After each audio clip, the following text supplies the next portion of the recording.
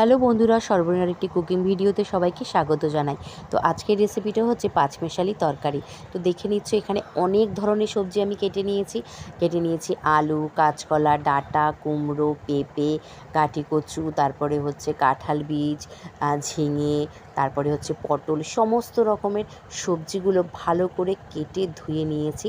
এখন দেখো কড়াইতে একদম দিয়ে দিয়েছি সর্ষের তেল, দিয়ে দিলাম 5 ফোড়ন আর দিয়ে দিলাম শুকনো লঙ্কা। 5 ফোড়নের মধ্যে আমার আছে গোটা জিরে, মেথি, আর আছে কালো জিরে, আর একটু রাঁধুনি ফোড়ন, সব কিছু ফোড়ন একসঙ্গে দিয়ে লবণ হলুদ দিয়ে তারপরে দিয়ে দিলাম আদা, শুকনো লঙ্কা, জিরের গুঁড়ো, ভালো করে দিয়ে মশলাটা কষিয়ে যে সবজিগুলো আমি কেটে ধুয়ে রেখেছিলাম সেই সবজিগুলোকে দিয়ে দিলাম।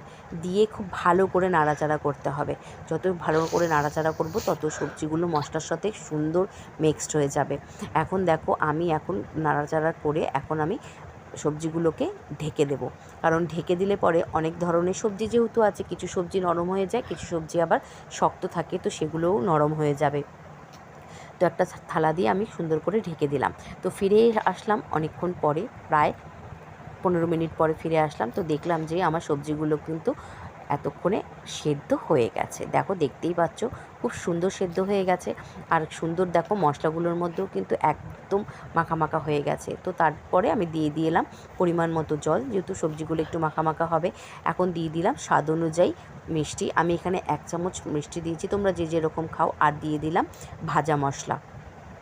ভাজা মশলার মধ্যে আমার আছে মৌরি, আছে গোটা জিরে, আছে শুকনো লঙ্কা, আর আছে এইগুলোই আমি ভালো করে পেস্ট করে নিয়েছি। একটু শুকনো খোলায় ভেজে আমি ভাজা মশলা বাড়িতে করেই রাখি।